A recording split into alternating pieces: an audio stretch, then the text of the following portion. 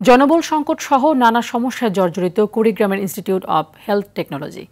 অধ্যক্ষ সহ পর্যাপ্ত শিক্ষক না থাকায় ব্যাহত হচ্ছে পাঠদান। রেজিস্ট্রেশন জটিলতায় বাড়ছে সেশন জট।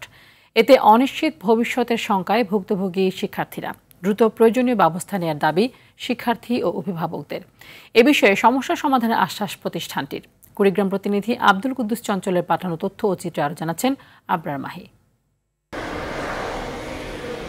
2022-23 শিক্ষাবর্ষে ল্যাবরেটরি মেডিসিন এবং রেডিওগ্রাফি দুটি বিভাগ নিয়ে চালু হয় Kurigram institute of health technology. অধ্যক্ষ সহ 85 জন জনবলের প্রয়োজনীয়তা থাকলেও মাত্র 2 শিক্ষক ও 1 পিয়নে ধুকে ধুকে চলছে প্রতিষ্ঠানটি। আগামী ক্লাসে আমরা শিখব।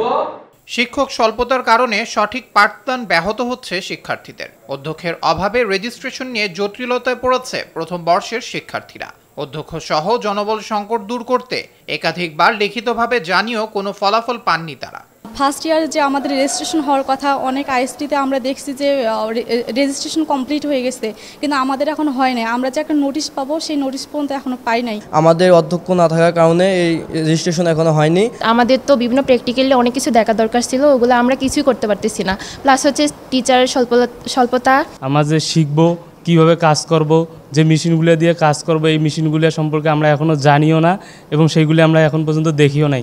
অধ্যক্ষ নিয়োগের জন্য পূর্বে বিভিন্ন সময় আবেদন দিয়েছে, কিন্তু তাতে কোনো লাভ হয় নাই। এখানে একজন প্রিন্সিপাল নিয়োগ করবেন এবং একাডেমিক পাঠদানের জন্য জরুরি ভিত্তিতে এখানে জনবল নিয়োগ করবেন। বিষয়টি মন্ত্রণালয়ে জানানো হয়েছে। দ্রুত জনবল সংকট দূর করার আশ্বাস এই কর্মকর্তা। প্রিন্সিপাল মহোদয় না থাকার জন্য আমাদের কার্যক্রম কিছুটা ব্যাহত হয়েছে।